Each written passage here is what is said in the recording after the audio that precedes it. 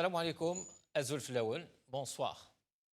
Dans deux discours prononcés lundi et mardi, lors d'une visite dans la ville de Ouargla, à 800 km au sud de la capitale, Ahmed Gaïd Salah a réaffirmé qu'il y aurait une élection le 4 juillet prochain. Pour lui, hors de question de sortir de là de ce que prévoit la Constitution. Et il s'est attaqué au principal slogan de la contestation, qu'ils s'en aillent tous, Pour le chef d'état-major, ce sont des revendications irraisonnables, voire dangereuses.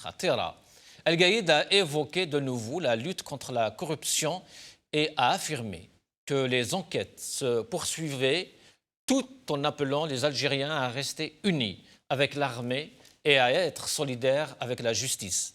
Avec ses discours, Ahmed Gaïd Salah se positionne comme l'interlocuteur, le seul, le décideur, celui qui fait des choix et qui les explique aux manifestants, au peuple algérien. L'état-major de l'ANP, malgré ses machinations en tout genre, n'a pas d'autre choix que de changer de paradigme. Il doit enfin comprendre que c'est à lui d'être à l'écoute et au service de la société et non l'inverse. Il doit envisager une passation de pouvoir dans les meilleurs délais et avec une formule transparente et honnête qui aille dans le sens de la rue algérienne, dans le sens de ce que veut le peuple algérien.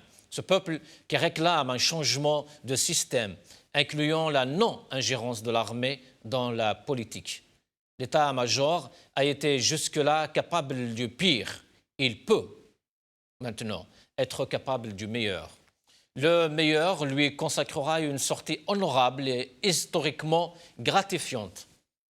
Pour ce faire, il doit voir la réalité du pays autrement qu'à travers le prisme déformant qu'il est le sien depuis l'été 1962, période à laquelle le sombre et paranoïaque régime à sa tête Boumediene, confisqué par la force des armes la souveraineté populaire.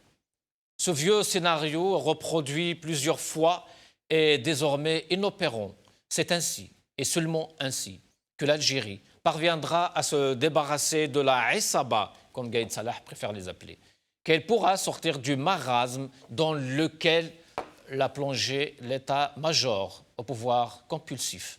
L'appel pressant du peuple qui répète vendredi après vendredi et chaque mardi pour les étudiants, Bled Bledna, Undiru Raina, sera inéluctablement entendu. La page sera tournée ou changera tant carrément de livre pour penser nos blessures et nous mettre au travail surtout. Des chantiers gigantesques nous attendent, disent les économistes et les spécialistes. Chantiers multiples, plusieurs, économie, éducation, recherche, santé, climat, sécurité, société, religion, défense nationale, numérique, etc. L'heure n'est plus aux manœuvres dilatoires, elle est à celle d'une nouvelle république, une vraie, celle qui nous permettra de nous en sortir, écrivait Hassan Hiraj. Du côté du régime, les jours de Mouad Boucherb à la tête de l'Assemblée populaire nationale semblent être comptés. Des députés FLN se sont introduits hier matin dans le bureau de Mouad Boucherb, qui était en pleine réunion avec les membres de son bureau, au niveau du 5e étage de l'Assemblée, dans le but de le faire dégager. Vous connaissez bien qui m'a désigné? Vous connaissez bien qui m'a mis ici? Ce n'est pas vous qui m'avez plébiscité. C'est avec ces mots que Mouad Boucherb a répondu justement à ses collègues ou à ses frères du parti. Au lendemain de la décision des députés du FLN de geler justement leur participation aux travaux de l'APN jusqu'à sa démission. La réponse de Boucherb à ses frères du parti du FLN laisse les gens perplexes sur ce genre de discours, pratiques et agissements qui rappellent tout juste l'histoire du Parlement verrouillé, cadenassé par ces mêmes députés afin de dégager Saïd Bouhadja.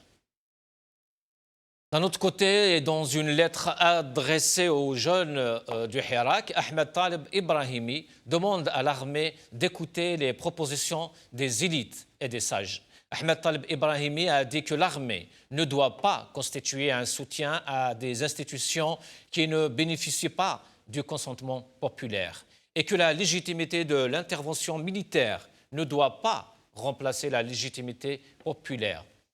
Al-Ibrahimi préconise comme solution la combinaison des articles 7 et 8 de la Constitution en fonction des interprétations disponibles. Loin de tout ça, demain, c'est le vendredi. Demain, c'est le vendredi 14. Demain, donc, c'est le 14e vendredi de la révolution du sourire. Et les Algériens sont déterminés. Leur slogan est « pas de demi-révolution ». Nous irons jusqu'au bout, mais silmiya, silmiya, khawa, khawa.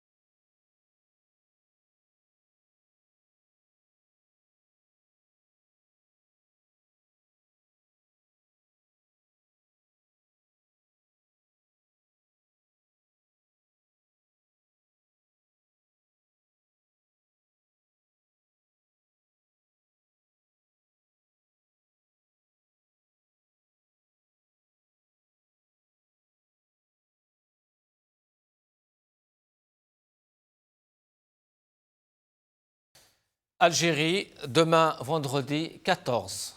Et pour en parler, j'ai le plaisir d'accueillir ici sur le plateau, sur ma gauche, Madame Farida Messoudi, cadre à l'UDS. Madame Saoudi, marhaba bik. Bonsoir à vous, merci pour l'invitation. Je suis ravie d'être ici parmi vous, surtout qu'avec la présence d'un grand militant comme M. Hirash, ça me fait honneur d'être ici, de partager le plateau avec lui. Merci à vous, c'est Artek Saha. Sur donc, ma droite, Hassan Hirash, analyste politique, docteur en sciences économiques. Merci Hossein pour l'invitation et merci aux téléspectateurs qui nous écoutent régulièrement. Merci Farida d'être là. Je suis très content aussi de voir un parti politique en formation représenté par une femme. C'est un plaisir. Merci à vous deux. Avec nous aussi, il y aura avec nous aussi par Skype, je pense qu'il n'est pas encore là, M. Mourad Dehina du mouvement de Rachad. Voilà, donc on va commencer ici sur le plateau. M. Hassan Hirash, le chef de l'état-major, donc Ahmed Gaïd Salah, qui ignore encore une fois les revendications du peuple, pour ne pas dire de la rue. Et les revendications sont très claires, nettes, simples. C'est le départ de tout le monde, de tout l'Aïsaba, que lui-même d'ailleurs avait qualifié de ce terme.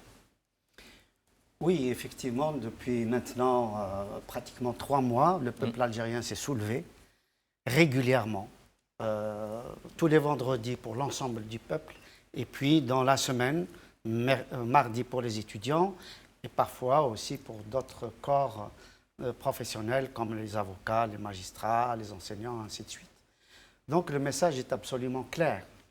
Le peuple algérien demande un changement radical du système qui a été mis en place, encore une fois, et on ne le répétera jamais assez, un système qui a été mis en place en 1962 par le sombre colonel Houari Boumediene, que chacun sait comme étant un colonel sombre, paranoïaque, méfiant, et qui a écarté les opposants d'une façon brutale, parfois en les assassinant. On se souvient des personnalités comme, évidemment, Madghri, comme Karim Belkacem, comme Khidr, ainsi de suite. Oui. Voilà, donc ce système-là, en fait, a confisqué la souveraineté du peuple algérien depuis le lendemain de l'indépendance. Et j'avais écrit dans un article précisément, Houssine, qu'on se demande quelle est la culture d'un général comme Gaïd Salah. Rappelons qu'il est rentré au Maquis en 1957. 1957, c'est le lendemain de la plateforme de la Soumane, qui a consacré la primauté du civil sur le militaire.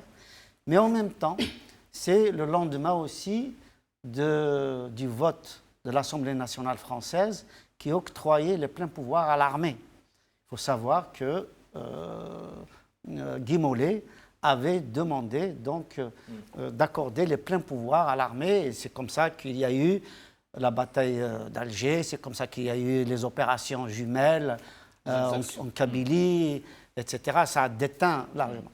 Donc, quand on sait que beaucoup d'officiers étaient sortis des rangs de l'armée française, qui avaient fait les rangs de l'armée française pendant la guerre de 39-45, la guerre mondiale, et donc le message de Ben Ramadan est resté pratiquement inaudible, et même il a été attaqué par certains, comme Ben Bella et tous ceux qui ont attaqué aussi bien avant qu'après l'indépendance. Donc, il est resté inaudible parce que, encore une fois, les chefs militaires étaient sortis des rangs de l'armée française et donc ont entendu cet appel de l'Assemblée nationale française à donner les pleins pouvoirs à l'armée. C'est cette culture-là qui a prévalu en 1962, puisque au moment même où les Algériens, avec le GPRA, il y avait une assemblée constituante pour mettre en place un système démocratique ouvert sur le monde.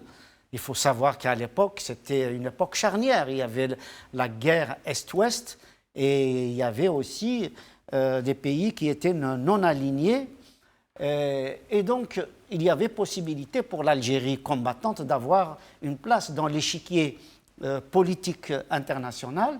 Mais ce sombre colonel Boumediene a décidé autrement.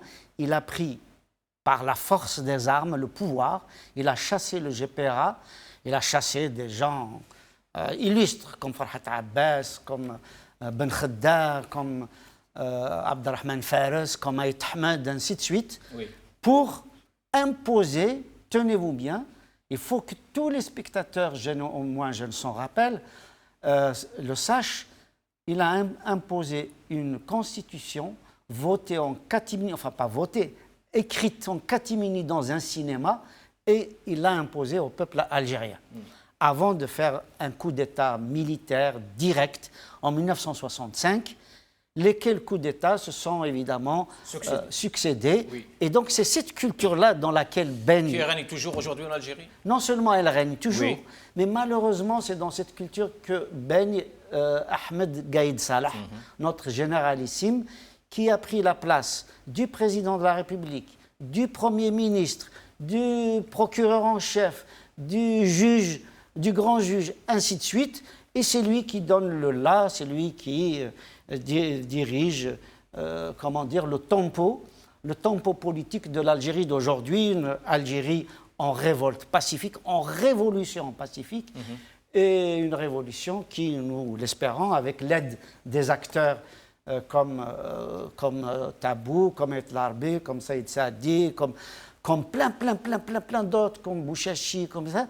J'espère qu'avec tous ces acteurs, nous pouvons accéder tout simplement à une phase de transition qui évitera que le sang coule et qui évitera un retour à la case départ, c'est-à-dire un retour au régime militaro-FLN.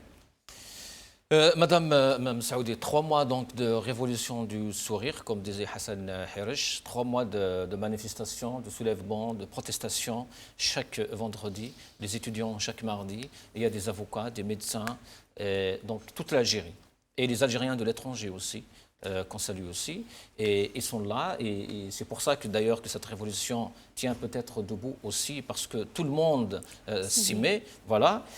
Aujourd'hui donc on peut parler d'acquis. C'est vrai qu'il y a Gaïd Salah, c'est vrai qu'il veut hypothéquer tout ça, mais il y a énormément d'acquis quand même. Moi, je pense que les acquis que nous avons eus depuis 3 mois, on ne les a pas eus depuis 62. Cette révolution a eu des acquis à tous les niveaux, surtout sur le psychologique du peuple algérien, sur l'union du peuple algérien. Aujourd'hui, on voit tous les slogans, c'est les mêmes slogans sur tout le territoire algérien. Il y a eu un mur de peur qui a été brisé. Il y a une jeunesse qu'on croyait endormie à un certain moment. Moi, sincèrement, en tant que militante, à un moment donné, je désespérais. Je me disais, mais ces jeunes-là, ils ne s'intéressent pas à la politique, ils vont jamais avoir ce déclic, on ne va jamais le voir. Mais finalement, en silence, il y a eu un cumul d'expériences. Ils ont acquis une expérience, une conscience en silence et qui sont en train de montrer aujourd'hui d'une manière extraordinaire. Donc les acquis sont énormes. Le peuple algérien, dans ces manifestations-là, il est en train de penser ses blessures. Donc on est en train de vivre... moi, je n'ai pas raté aucune marche, donc je vois l'engouement. Je me déplace dans les wilayas. Chaque fois je marche dans une wilaya, je vois, c'est le même engouement, c'est le même amour pour le pays et c'est le même but, c'est le changement radical du système. On a vu à un moment donné des corporations, avant le mouvement, il y avait des révoltes de corporations, les médecins seuls, les enseignants dans leur camp, et maintenant on voit tous les corps qui sortent ensemble. Donc, les acquis, ils sont énormes, mais le plus grand acquis reste à venir. Il faut rester dans le cap et ne pas se disperser, parce que le pouvoir en place, il est en train de jouer toutes les cartes. Il est en train de jouer la carte religieuse, la carte régionaliste, la carte de division. Et parce que la division, elle a toujours été notre malheur depuis 62. Et maintenant, on s'en est débarrassé de ça. Nous sommes en train de vivre... moi, je l'appelle une thérapie de groupe. Nous sommes en train de penser nos blessures, nous sommes en train de nous connaître, parce qu'avant de nous découvrir, c'est énorme comme acquis. Hassan Hirish, donc 3 mois de révolution, énormément d'acquis. Les Algériens aujourd'hui sont tous d'accord presque que la révolution n'a ramené rien de négatif, si ce n'est que du positif, alhamdoulilah, comme on dit. Par contre, de l'autre côté, justement, le régime ne veut pas changer, malgré le changement de tête, malgré quelques changements de façade. C'est vrai que Bouteflika n'est pas là, mais aujourd'hui, les Algériens quand même évoquent même le cas de Sisi. Gaïd Salah, il est en train de jouer une carte très très dangereuse. Oui, tout à fait. Et c'est extrêmement dangereux, en effet. Je suis entièrement d'accord. Moi, je situe en fait cette problématique sur plusieurs plans. Il y a le plan interne. Encore une fois, le Gaïd Salah et l'état-major qui sont dans une espèce de rigidité carrément psychique. Ouais. Et parce qu'ils n'ont connu que la force des armes pour s'imposer. Et donc, ils n'ont pas l'habitude de dialogue, ils n'ont pas l'habitude de la démocratie, ils n'ont pas l'habitude d'être remis en question. Et en fait, il y a un problème de géopolitique. Oui. La question que se posent beaucoup d'observateurs algériens, c'est de savoir quel est le rôle que joue l'Arabie saoudite, que joue la France, que jouent les États-Unis. Les Émirats. Les Émirats avec l'Arabie saoudite. Quand je dis l'Arabie saoudite, c'est avec les Émirats. On sait que justement, ce groupe Émirats-Arabie saoudite... J'ouvre juste une petite brèche, M. Hirish. Je ne sais pas si vous avez vu les déclarations de Monsef El-Marzougi, l'ex-président tunisien, oui, tout à fait, justement qui était très très frontal par rapport à la position des Émirats et vis-à-vis de la révolution tunisienne et aussi l'algérienne. Il dit qu'ils sont en train de jouer un jeu justement très très dangereux. Oui, il a montré que le régime Bouteflika a effectivement s'est ingéré dans la révolution tunisienne, dans la contre-révolution, de la même façon que le régime saoudien. Et je pense d'ailleurs que c'est sous la houlette du régime saoudien que Bouteflika a essayé d'intervenir en Tunisie. On sait que le régime saoudien essaye de mettre en difficulté les pays limitrophes, à commencer par Bahreïn, le Yémen, l'Iran, le Qatar, la Libye. Tout ça sont déstabilisés par les forces saoudiennes qui aujourd'hui veut prendre une place dans l'échiquier mondial, mais pas par le biais de la démocratie, mais par le biais de l'argent, de la force, etc. Et donc c'est dans cette configuration géopolitique que se bat le peuple algérien et que se raidit Gaïd Salah et l'état-major. M. Harish était très conscient quand même là-dessus, parce que l'un des slogans qui a été justement rapporté par tous les médias d'ailleurs, c'était la France, la Washington, hanan khayrou rais. Les Paris, la Washington, hanan khayrou rais. Bien évidemment, parce que les Algériens savent depuis très longtemps que le régime en place, le régime militaire au FLN, en fait est d'abord un régime multicéphale. On l'a vu dans la lutte des clans. On ne savait pas trop qui dirigeait l'Algérie parce qu'il y avait un clan derrière la façade civile qui tirait les ficelles. Ensuite, nous savons aussi qu'il y a des lobbies.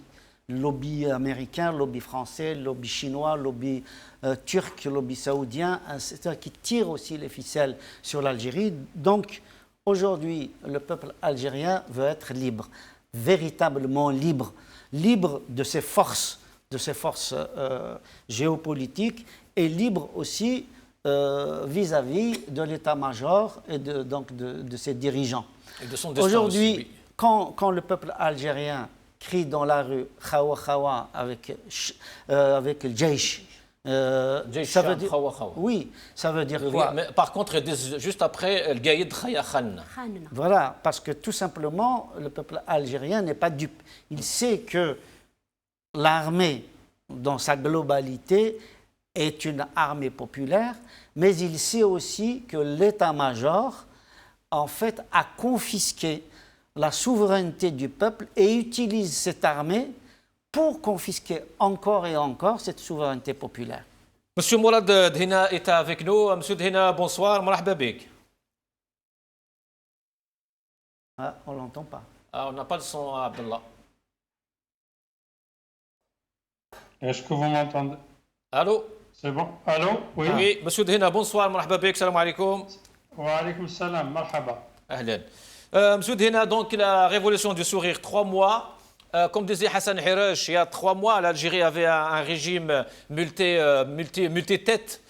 Aujourd'hui, les Algériens se disent qu'on a un seul adversaire, c'est Gaïd Salah.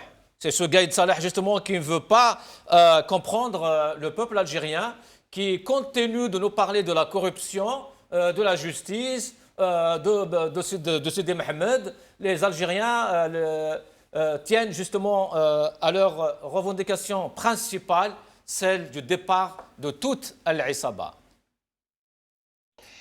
Oui, donc, mais il faut aussi, je pense, reconnaître que la révolution populaire a déjà eu des acquis.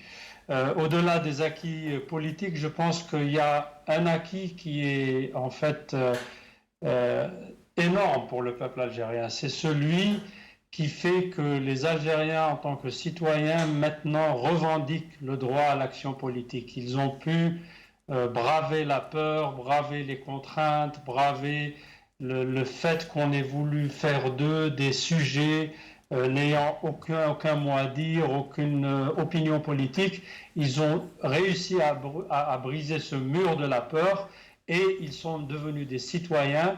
Et je pense que c'est l'acquis principal, parce que tout est basé dans le futur sur ces considérations-là. Absolument. Alors, oui. nous vivons, c'est clair, une étape qui est un peu délicate, qui demande donc des efforts continus. Donc, demain, j'espère et je suis sûr que nos frères, nos sœurs, toutes les femmes, les hommes, les enfants, les jeunes et les moins jeunes seront encore nombreux pour réaffirmer ce droit et que même si demain on est dans un État plus ou moins, je dirais, normal, dans une vraie démocratie, il faut que ce sentiment de revendication des droits, de demander des comptes, d'être toujours prêt à défendre sa patrie, à demander des comptes au gouvernant, doit toujours être présent. Alors pour revenir à Gaël Salah, je pense que il a péché par un point essentiel.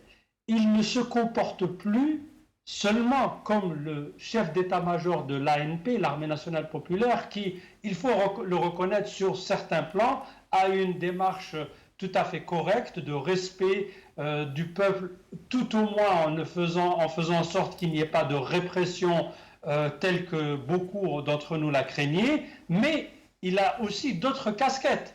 Et pour un militaire, avoir trop de casquettes, c'est dangereux pour lui.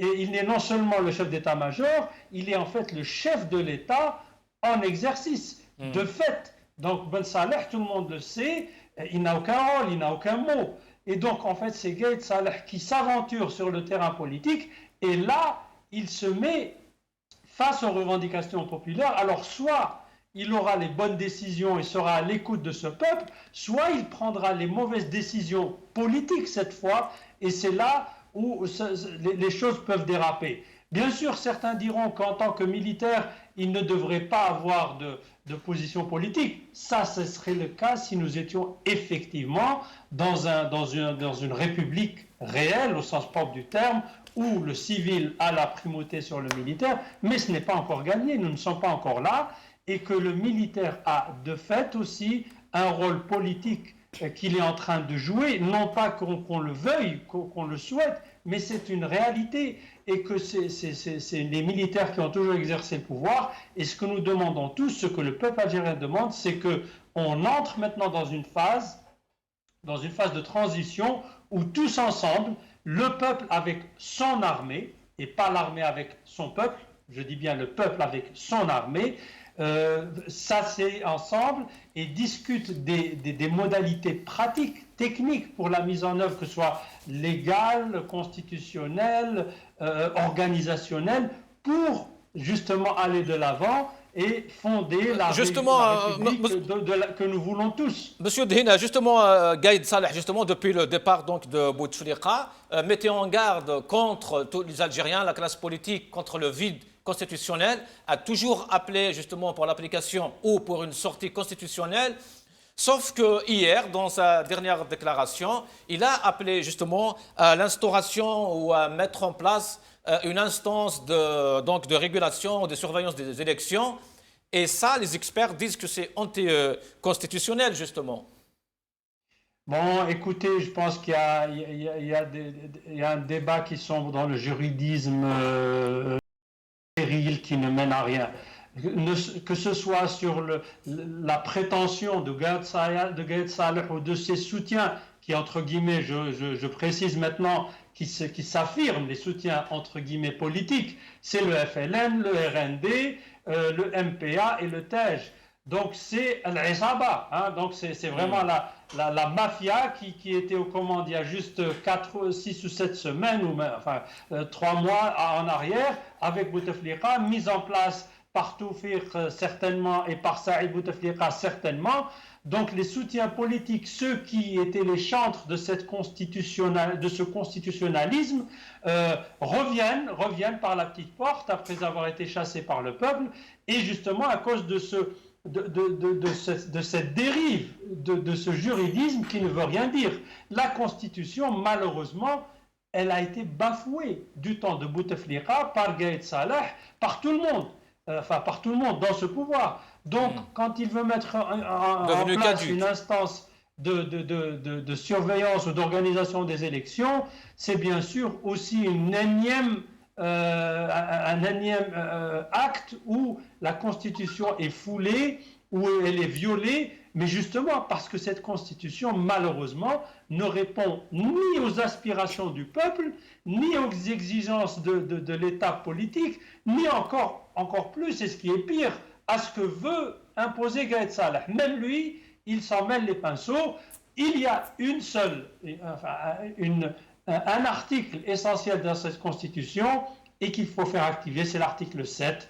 Le peuple est souverain et c'est lui qui décide de son avenir. Restez avec nous, Monsieur Dhina. Justement, demain, donc, c'est le 14. Est-ce que la vidéo est prête? Non, Mazet. Hassan Hirj, donc je reste sur la même question.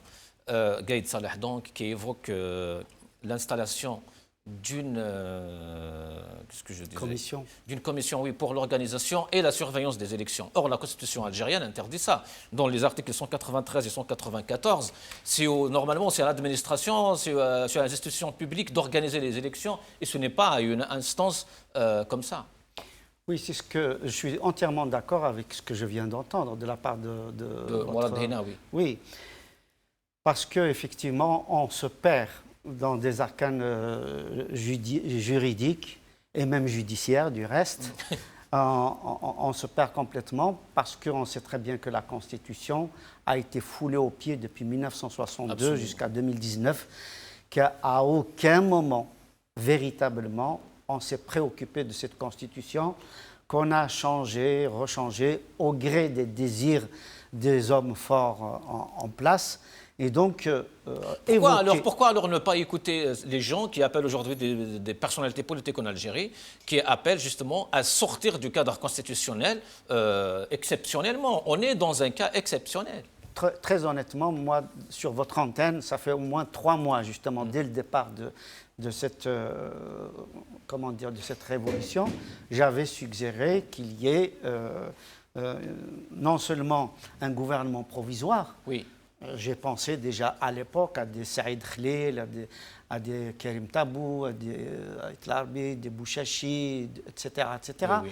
Qui puissent organiser un gouvernement de techniciens pour permettre justement que soient gérées les affaires courantes, de permettre aussi la création d'une commission totalement indépendante pour préparer les élections, parce que ce n'est pas si simple, de préparer en même temps des spécialistes pour préparer une constitution, parce que de mon point de vue, il est extrêmement difficile de tout de suite passer à une assemblée constituante. Il vaut mieux, dès l'avance, pour ne pas répéter le cas tunisien, ils ont mis deux années pour faire leur constitution parce que précisément il y avait des forces contradictoires pour rédiger la constitution, mais on préparait une à l'avance par des spécialistes et qui puissent la soumettre à la prochaine assemblée qui sera élue démocratiquement. On pourrait faire éventuellement quelques petits remaniements avant de la soumettre à l'opinion publique. Donc, quelques experts parlent même de petite constitution de 5-6 articles. Oui, absolument. Je pense que 2-3 pages suffiraient très largement à faire une véritable constitution qui puisse être un cadre tout simplement pour la gouvernance future, une gouvernance que nous espérons démocratique. Donc, je suis entièrement d'accord avec ce qui a été dit, que le véritable obstacle, en fait, c'est l'état-major avec Gaïd Salah. Encore une fois, il y a une rigidité politique, une rigidité psychologique, une rigidité dans tous les sens du terme, mais aussi il y a des problèmes personnels. Je vais dire, Gaïd Salah, on sait très bien que c'est un enfant qui a vécu indirectement la Première Guerre mondiale, qui a vécu de plein pied la guerre de libération nationale, qui a vécu la guerre du FFS, qui a vécu la guerre de la décennie noire, ainsi de suite. Et en plus, c'est quelqu'un qui a aussi, semble-t-il, d'après les observateurs, d'après les journalistes, qui a des enfants qui sont dans les affaires et donc qui a évidemment peur des répercussions judiciaires sur sa famille, ce que nous pouvons évidemment comprendre. Alors, puisque vous parlez de ça, je vois sur Facebook justement quelqu'un, un activiste politique, a mis عندما يستدعي ابن القائد صالح يستدعى ابن القائد صالح أمام العدالة في قضية استيراد قطع غيار مستعملة من أوروبا في ذلك الوقت أقتنع بأن هناك عدالة مستقلة. Donc, du moment où les enfants de Gaïd Salah eux-mêmes ne sont pas... Peuvent être justiciables. Voilà. Oui, on ne peut pas parler de justice. Peuvent être inquiétés aussi par la justice. Donc, c'est toutes ces problématiques dont il faut tenir en compte. Gaïd Salah est un homme comme tous les autres. Il a beau avoir de la quincaillerie sur les épaules, etc., qui font de lui un général et un général d'état-major. Mais un général d'état-major, c'est une nomination. Hein. C'est pas autre chose. Et s'il est aujourd'hui vice-ministre de la Défense, c'est pas aussi une... Le ministre n'est plus là. C'est pas aussi cooptation. Donc, je comprends qu'il faille des assurances, aussi bien à Gaïd Salah qu'à l'état-major, pour qu'on puisse passer d'un système à un autre. Il faut des assurances à un certain nombre d'acteurs qui ont été aux avant-postes. Des assurances ne veut pas dire non plus impunité. Mais on n'est pas là non plus pour couper des têtes. On n'est pas là pour faire comme la Révolution française où Louis XVI et son épouse sont passés à la guillotine. Non, puisque le slogan de la Révolution, c'est Silmiya, Silmiya. Voilà, tout à fait. Donc, encore une fois, nous voulons revenir pour une fois à ce qui était attendu en 1962, c'est-à-dire la libération du pays et en même temps la liberté pour le peuple algérien. Parce que le FLN-ALN ont libéré le pays et ils ont immédiatement asservi la société, ce qui est inacceptable aujourd'hui, ce qui est impensable au XXIe siècle. Et donc nous devons passer à une phase supérieure, laquelle, juste en 2 mois avant de céder ma parole, laquelle c'est que l'état-major, avec Gaïd Salah, décide fermement qu'ils ne font pas de politique et qu'ils font ce qu'ils disent et disent ce qu'ils font. Ils ne font pas de politique et disent que nous acceptons que la société civile, faite d'hommes politiques que j'ai cités et d'autres encore, qui rassembleraient les syndicats autonomes, l'ordre des avocats, l'ordre des médecins, les universitaires, les associations des droits de l'homme, ainsi de suite, qui composeraient, encore une fois, un staff qui ferait que la phase de transition soit assurée par des hommes hors système, des hommes qui n'ont jamais été mouillés de près ou de loin au système algérien et qu'on passe enfin à des choses très sérieuses, à savoir l'économie, l'éducation, la santé, l'environnement, le climat, ainsi de suite, parce que l'Algérie est affaiblie, l'Algérie n'est pas isolée, elle est dans un contexte de mondialisation qui est extrêmement lourd au niveau de l'avenir. Nous devons maintenant véritablement renforcer notre pays et renforcer le pays. Dernier mot, ce n'est pas renforcer, faire de l'armée forte politiquement, mais faire de l'armée algérienne forte militairement. Justement, pour que l'armée soit forte, justement, les responsables doivent être forts aussi. Et c'est dans cet esprit, je pense que Mohsen Belabbès, hier, le président du RCD, a appelé ou a invité Gaïd Salah à déposer sa demande de retraite.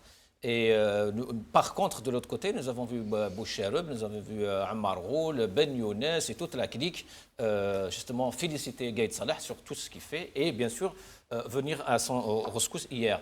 Vous, dans l'EDS, quelle est votre position par rapport à tout ça? Je pense que Gaïd Salah, il a beau dire qu'il n'a pas d'ambition politique, mais effectivement, il se voit dans Maréchal Gaïed, il se voit dans la peau de Sisi en Égypte, et peut-être s'il y aura des débordements dans la peau de Haftar en Libye. Donc c'est ça. On se rappelle que Sisi avait tenu le même propos. Hein. Je ne vais pas me présenter aujourd'hui. Il essaye justement de négocier une présidence à vie jusqu'à 2034. Gaïd Salah, c'est déjà acquis jusqu'à 2030. C'est déjà acquis, oui. C'est ça le vrai danger. Et les Algériens ne veulent pas faire une demi-révolution. Nous avons perdu 50 ans de notre vie. Un pays comme l'Algérie, un énorme pays comme l'Algérie, avec un potentiel énorme, en 50 ans, il aurait pu être une puissance mondiale. Donc, Gaïd Salah, il est dans son rôle. Il est en train de gagner du temps. Quand il parle de l'installation de la commission indépendante pour la surveillance des élections. Pour l'organisation et la surveillance, le danger est là. Donc il persiste sur la tenue des élections du 4 juillet. Donc ce qui est dangereux, il est en train de se mettre face à 40 millions d'Algériens. Lui, il est dans son rôle. En tous les cas, le pouvoir algérien, avant, c'était un pouvoir dictatorial, mais maintenant, il a dépassé la dictature. Il n'y a même pas l'éthique politique. On dit dans l'évolution des nations, quand l'éthique est partie, la nation, elle commence à se disloquer. Ouais. Donc, c'est ce qui se passe pour le pouvoir algérien. Donc, c'est ça vraiment le danger. Et Gaïd Salah, il est en train de gagner du temps. Il est en train de faire des arrestations. Il arrête des personnalités. Mais gagner du temps, pourquoi? Puisqu'il ne veut pas, même apparemment... Mais les labos du système, les labos américains, les labos français, ils sont en train de chercher, ils activent, ils sont en train de chercher des solutions. Et je pense que le pays, l'Algérie, c'est un pays très prisé, c'est un pays qui peut jouer un rôle régional à l'avenir. Et aucune puissance mondiale n'accepterait de voir en Algérie un partenaire économique, politique. Il voit en Algérie une vache à traire. Donc, Gaïd Salah, il est dans ça. Et le peuple algérien a compris ça. C'est pour ça qu'il dit tout le système. Parce que, vous voyez, comme on dit, donc, s'il reste la mauvaise herbe, elle revient toujours. Donc, si Gaïd Salah arrive à sauver quelques éléments du système algérien, nous n'aurons rien fait. Donc, c'est pour ça qu'il faut garder le cap. En tous les cas, la révolution n'est pas dans l'impasse. C'est le pouvoir algérien qui est dans l'impasse. Il faut continuer à faire pression. Et je pense que l'élite politique doit commencer à étoffer son discours et à sortir avec des feuilles de route bien concrètes parce que le peuple ne pourra pas continuer comme ça sans feuille de route. Donc. C'est vrai, et on demandera ça à M. Mourad Dhina. Monsieur Dhina, ici sur le plateau, donc, on parle d'une feuille de route. Mais sauf que le peuple, lui, en ce moment, se demande aussi, par rapport à toutes ces déclarations de Gaïd Salah, de l'armée, le peuple a l'air un peu aussi perdu, surtout que Gaïd Salah, dans son dernier discours, a parlé aussi des médias, des journaux, de télévision, qui sont un peu du côté de l'Isaba, mais en même temps, aujourd'hui, ils sont du côté de Gaïd Salah. Le peuple est un peu isolé aujourd'hui. Effectivement, il y a beaucoup de choses qui sont mal perçues.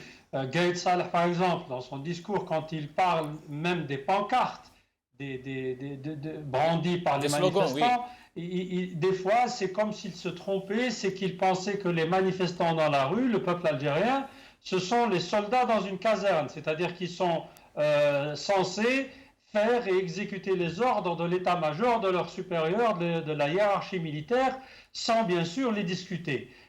Ça ne peut pas être le cas. Le peuple algérien, justement ce que j'ai dit tout à l'heure, a gagné de haute lutte son droit à s'exprimer, à vivre libre, digne, à exercer ses droits politiques entiers, quel que soit le pouvoir en place. Et là, je pense que nous sommes dans un tournant important de notre histoire. C'est un point de non-retour et Gaïd Salah a du mal à s'accommoder de cette réalité parce que lui, enfin, qu'on le veuille ou pas, même si on est indulgent envers lui, c'est un enfant du système. Le système qui a gouverné l'Algérie depuis avant l'indépendance jusqu'à ce jour. Je dis bien avant l'indépendance parce que les problèmes avaient commencé avec l'armée des frontières, etc., avant la proclamation de l'indépendance. Et bien sûr, les choses ont continué après l'indépendance. Donc lui, il est dans ce moule, dans ce concept que il est investi d'une mission quasi divine pour le militaire algérien, c'est la sauvegarde de l'indépendance, bien sûr avec des slogans un petit peu dépassés, creux, la sécurité nationale, la cohésion nationale sont des choses qui sont bien sûr qui tiennent à cœur à tous les Algériens. Et ce n'est pas avec des slogans où on dit tiens, c'est la France qui nous menace, c'est qu'un tel ou telle personne ou tel parti sont les éléments de la France ou je ne sais de tel courant. C'est un discours creux qui est dépassé. La sécurité nationale est avant tout l'affaire du peuple en entier. C'est le peuple qui a repris son indépendance, c'est lui le garant, même avant l'armée elle-même, parce que l'armée seule, s'il y a vraiment demain une attaque d'envergure d'un grand pays, on sait très bien que malheureusement elle ne tiendra pas toute seule. Ça sera au peuple de défendre sa terre, sa souveraineté, son pays. Et justement, le peuple exprime tout cela d'une manière forte, cohérente. Il y a une cohésion pour la première fois dans le discours politique de tous les Algériens. Et qu'on essaie aussi, c'est un petit peu la tactique de Gaïd Salah et de ses relais, de dire que oui, il n'y a pas de solution, il n'y a pas de feuille de route. En fait, ce qui manque, ce ne sont pas les feuilles de route. Il y en a eu beaucoup. Les Algériens ont fait vraiment preuve d'ingéniosité, d'une maturité politique qu'on ne soupçonnait pas il y a seulement 3 ou 4 mois chez eux. Ce qui manque, malheureusement, c'est la volonté politique d'une instance non politique qui est l'armée. C'est ça ce qui manque. L'armée est l'acteur principal encore aujourd'hui numéro 1 en Algérie. C'est le premier parti organisé en Algérie et qui ne veut pas faire le pas nécessaire que réclame, qu'exige le peuple. Alors certains vont dire donc on va vers une impasse. Non, on ne va pas dans une impasse parce qu'il faut être clair que Gaïd Salah le veuille ou pas, que ça prenne 1 semaine ou 6 mois ou 2 ans, ça sera la voix du peuple qui va s'imposer. Et ça, Gaïd Salah doit le comprendre. Il a une opportunité historique. Oui.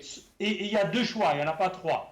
Soit il va être celui qui va perpétuer le régime des putschistes depuis l'indépendance, soit il va saisir ce moment historique pour se ranger avec le peuple, pour être du côté du peuple et construire l'alternative démocratique pour l'Algérie, l'alternative qui donnera effectivement le pouvoir réel au peuple entier à travers un gouvernement civil élu qui aura la primauté sur le militaire. Si Gaïd Salah rate ce virage, ce sera lui qui le ratera et il sortira par la petite porte dans le meilleur des cas. Sinon, M. Dina, parlons un peu des médias ou de la presse en Algérie, parce que Gaïd Salah a parlé de ça aussi, en parlant de la corruption. Il voulait dire que même dans la scène médiatique en Algérie, il y a de la corruption. Ces journaux ou ces télévisions qui ont été qualifiés dans les années 92 de la presse d'après coup d'État, après la presse des généraux, après la presse de Bouteflika. Aujourd'hui, est-ce que Gaïd Salah il veut justement que cette presse devienne la presse de Gaïd Salah, ou on est toujours dans ce que vous disiez justement, la presse putschiste, si on se rappelle bien de Moudjahid des années 57, je pense par rapport à Ben Ramadan, Allah yarhamou, quand ils ont dit 3 mois après qu'il est tombé dans le champ d'honneur?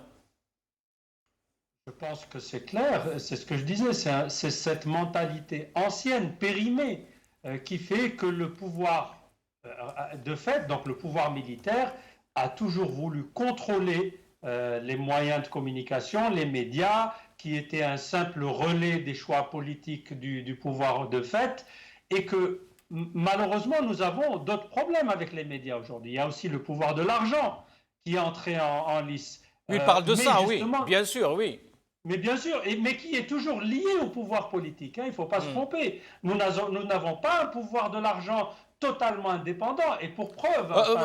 Monsieur Dina, aujourd'hui, tous les Algériens, justement, quand on vous parle de Chourouk, de Nahar, de Bilad ou tout autre, pour ne pas citer tout le monde, on parle tout de suite de la publicité, de quelle manière, justement, ils arrivent à avoir cette pub. Donc, c'est de l'argent. C'est pas seulement la publicité, c'est le fait même d'exister. Oui. Parce que ces gens-là, si jamais ils dépassent des lignes rouges qu'ils connaissent parfaitement, tout ça, c'est un modus operandi qui est bien compris par les uns et les autres. On leur donne un certain...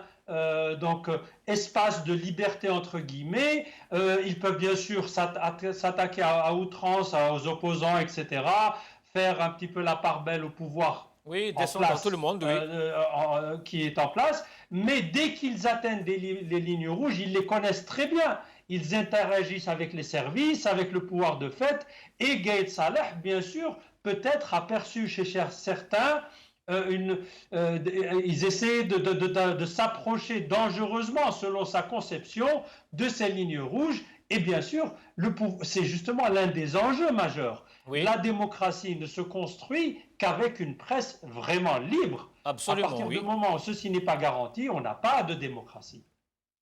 Restez avec nous, M. Dehina. Hassan Hersh, justement, on va revenir pour parler de la presse et comment on peut construire une démocratie saine, propre, vraiment démocrate, sans une presse libre, autonome, sans la liberté d'expression. Mais avant, on a une petite vidéo justement à vous montrer. On se prépare pour demain, pour le vendredi, pour le 14e vendredi. Regardons ces images.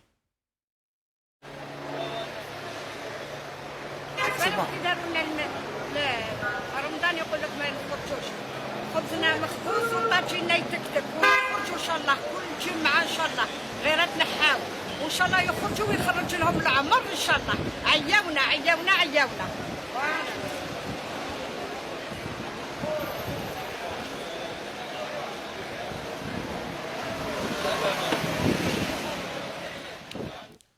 Un grand bonjour et un grand salut à ces dames, justement, à ces mamans, à ces papas qui sortent chaque jour, chaque vendredi, chaque mardi. Ils viennent justement en solidarité, en soutien, même aux étudiants les mardis. Merci beaucoup. Oui, c'est très émouvant. Et on voit que la révolution est faite par des gens simples. Oui, absolument. Des gens simples, heureusement, qui ont été rejoints aussi par une intelligentsia, par des étudiants, les universitaires, par des personnalités politiques. Gaïd Salah ignore d'ailleurs dans son discours. Pour revenir à Gaïd Salah, il a dit que où est passé l'élite, où sont passées les personnalités. Oui, Gaïd Salah ne voit pas la société. Il est complètement aveuglé par l'illusion de son pouvoir. Il est aveuglé par ses galons. Donc pour revenir à la presse... Revenons à la presse, oui, justement. Est-ce qu'on peut qualifier la presse algérienne, pas toute, hein, bien sûr, hein, mais quelques presses de presse putschistes? Bien évidemment, il y a une presse contre-révolutionnaire. Vous avez cité Choroq, Nahar, El Bilad, etc., El Moudjahed. Les Algériens les connaissent tous. Hein. El Jaish, ainsi de suite. Donc tous ces médias-là, effectivement, sont en train de fomenter des coups contre la révolution. Et heureusement, comme vous dites, les Algériens sont totalement conscients de ça. Ils ont été chassés d'ailleurs de plusieurs manifestations. Mais ce qu'il faut rappeler aussi, c'est très important. Pourquoi Issa Brab, patron de Cévital, a été arrêté? Il a été arrêté sous prétexte de surfacturation d'une machine. Mais la réalité, c'est pour des problèmes politiques. Parce que la presse, justement, à laquelle le pouvoir a enlevé les subventions, a enlevé les annonces de la NEP, à savoir Liberté, El Watan, El Khabar, Le Soir. Cette presse-là, eh ben, elle a été aidée par Issa Brab, par les annonces de Cévital. Donc ce qu'on reproche principalement à Brab... Par contre, M. Hersh, même cette presse a été aidée par Brab, mais a été aidée aussi par le pouvoir, par Bouteflika, par les anciens cercles. Avant, justement, qu'elle ne prenne complètement fait et cause pour le peuple algérien.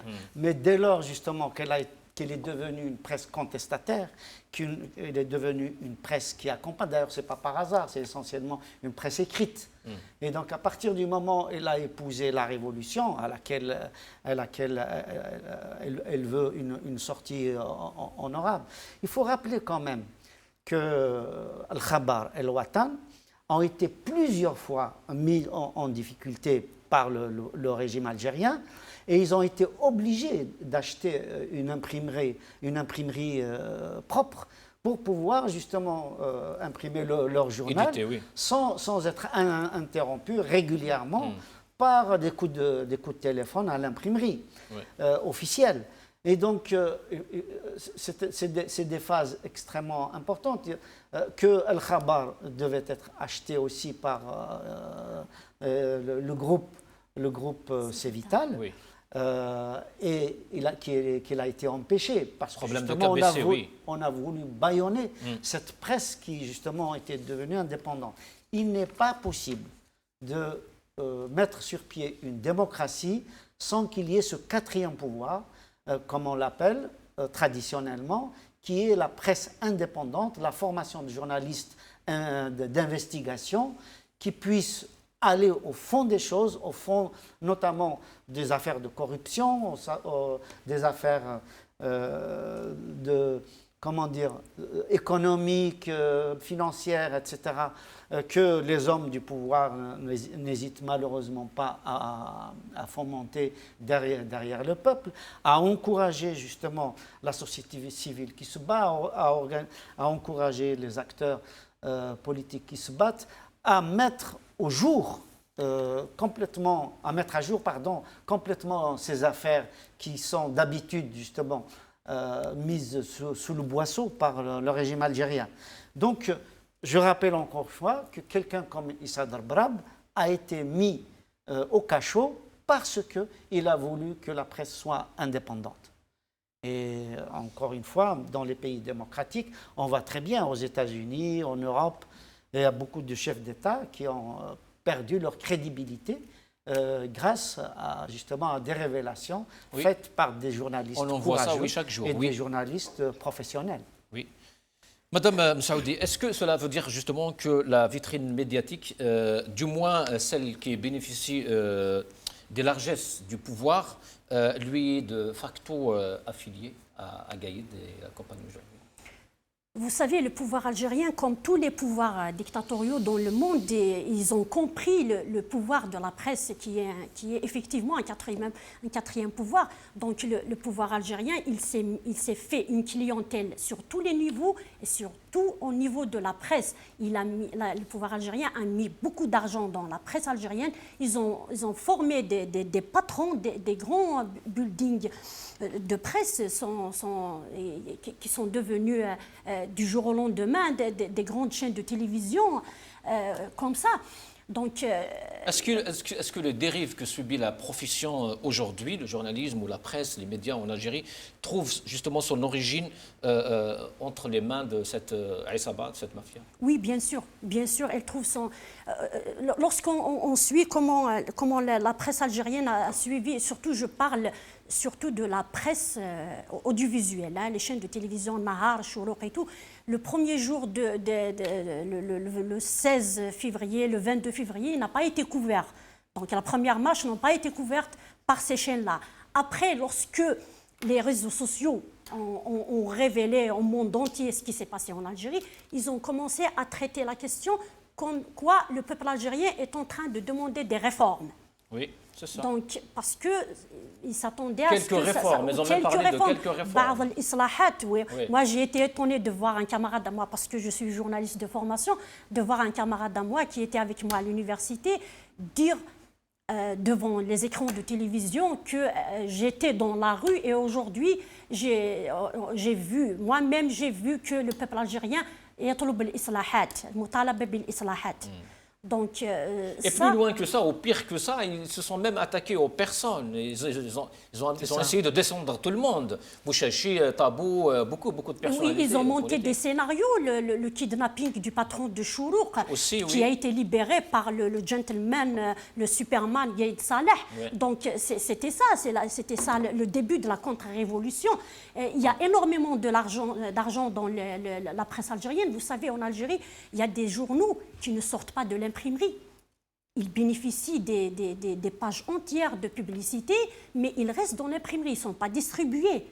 Donc tout ça, c'est une clientèle au pouvoir. Les gens ne vont pas lâcher facilement. Ils vont défendre ce système, ils vont défendre ce pouvoir jusqu'au bout. Même au détriment de 40 millions d'Algériens, ils vont le défendre jusqu'au bout. Mourad Dina, aujourd'hui le même scénario se répète, les mêmes qui autrefois applaudissaient le roi Bouteflika se sont trouvés un autre roi, un nouveau roi qui est le Gaïd. Est-ce qu'il s'agit ici d'une guerre au sein de la même famille mafieuse?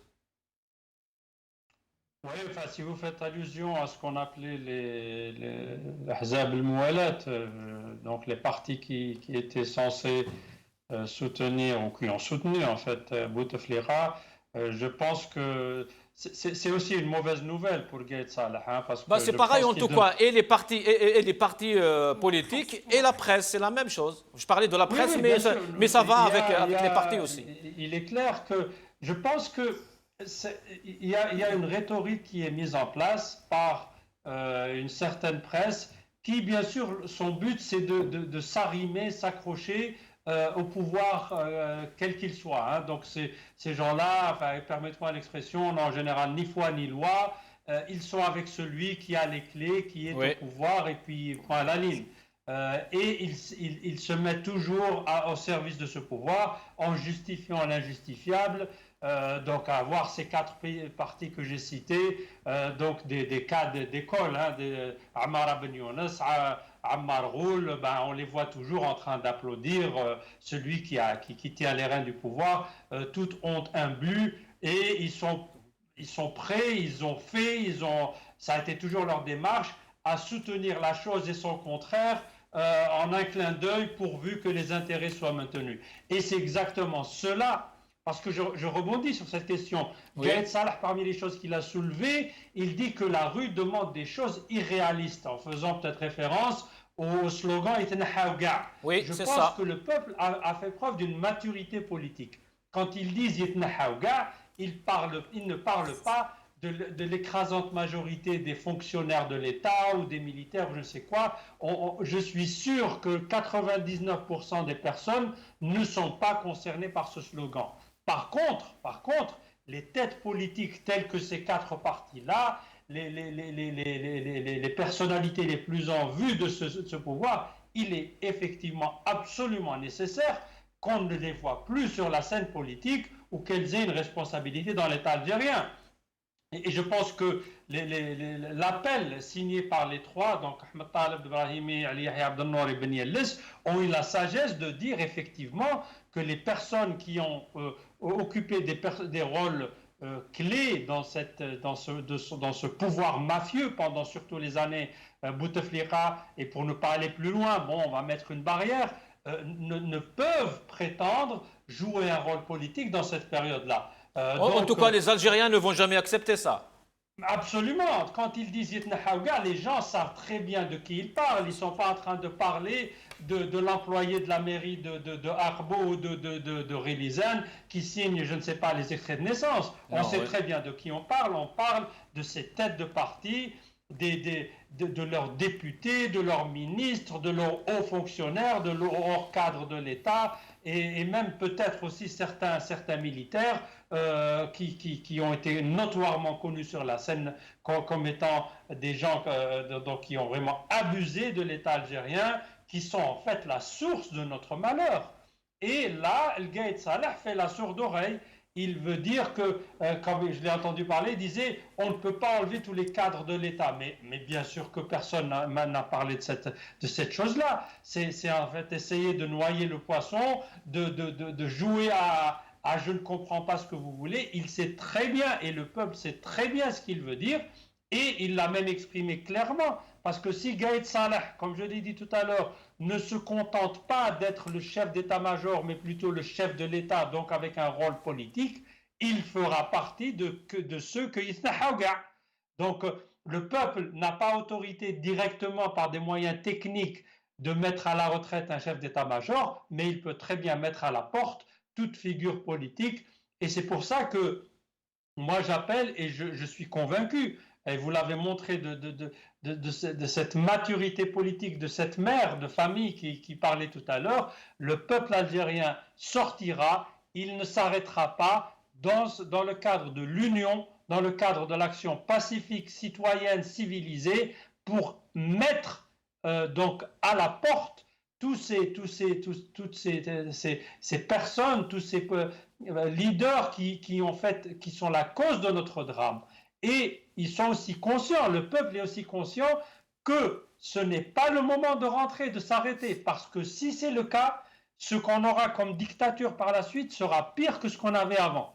Ce n'est pas le moment de s'arrêter, il faut continuer, ça prendra le temps que ça prendra, mais le but est noble, il est atteignable, il est réalisable, il est mesurable, et il devra être atteint par la volonté populaire de ce peuple qui nous a donné vraiment un exemple merveilleux de mobilisation et de maturité politique. Monsieur Dhena, justement pour finir, parce qu'on arrive à la fin de l'émission, donc demain c'est le 14e vendredi, quel est votre appel au peuple, à ceux qui nous regardent?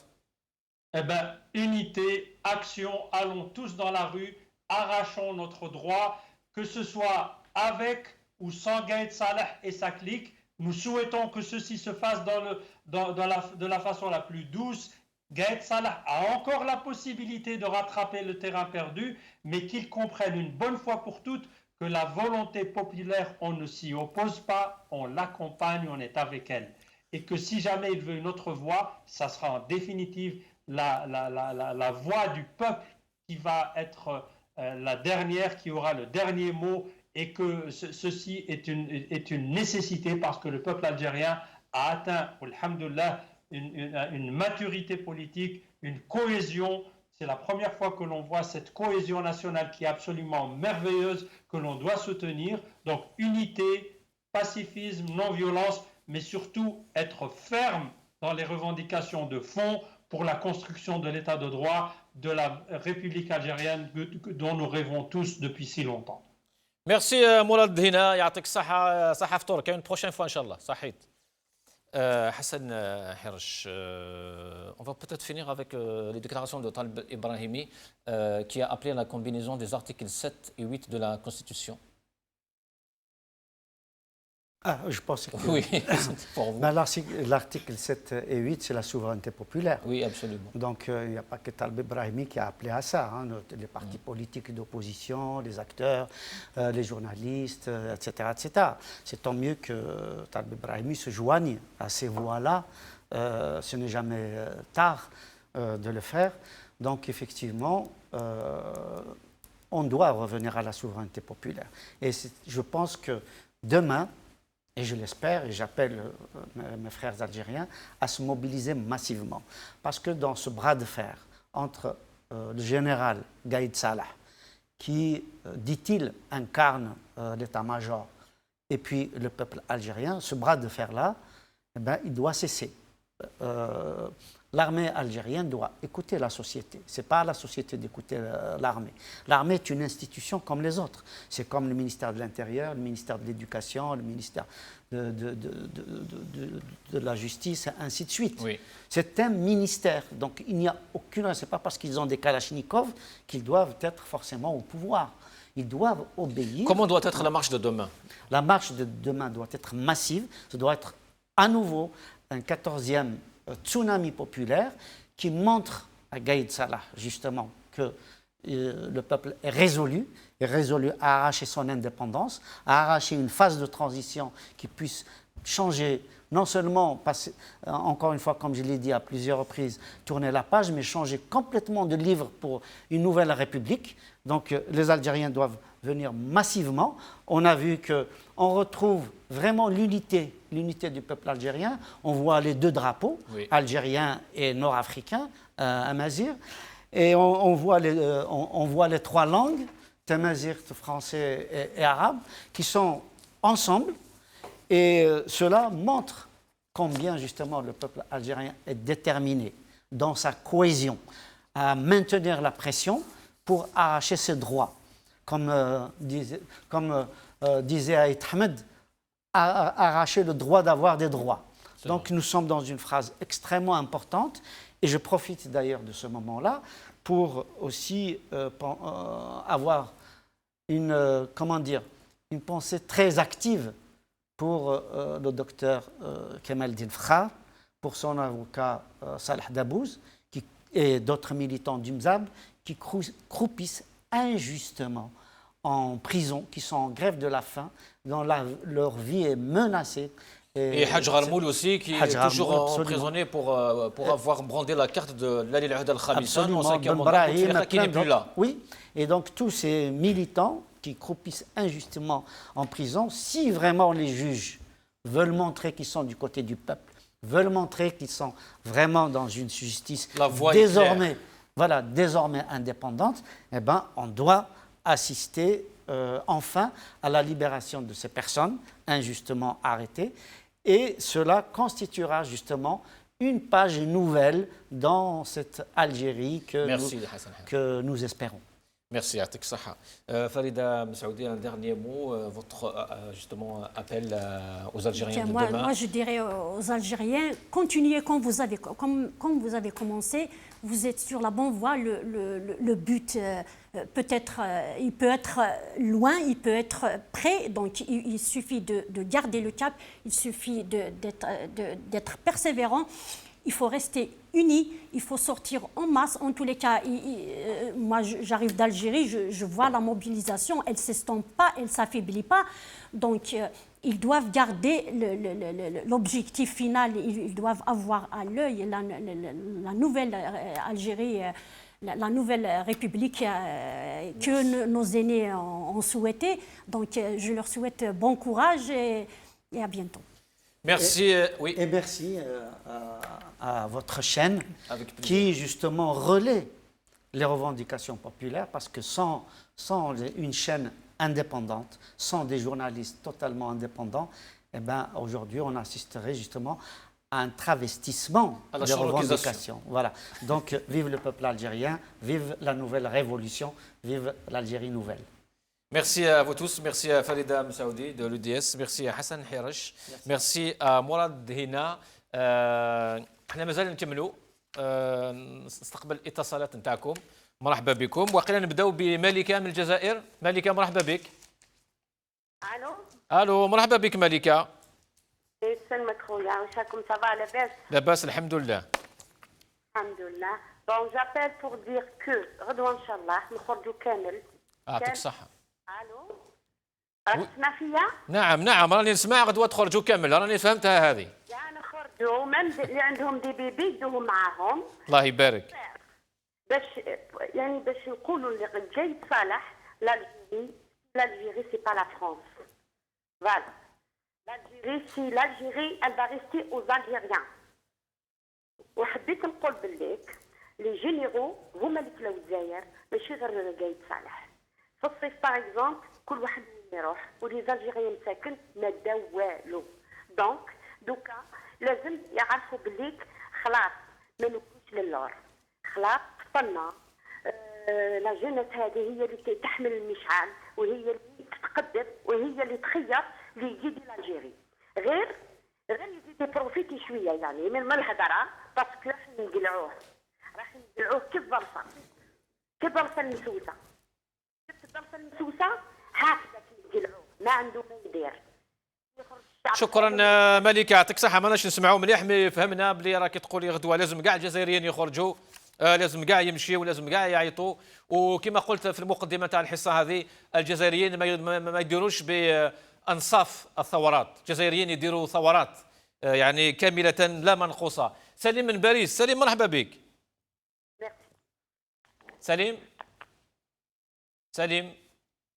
السلام عليكم. وعليكم السلام. يا سليم، واش راك في الشربه ولا؟ ما رانيش في الشربه، راني في الحريره. يا الله يبارك. يا سليم واش تقول لنا؟ سا سي بور على ربرب. نعم. كونت اون لاس ربرب على ربرب كون لو لاس سو ديفوندر لوحده.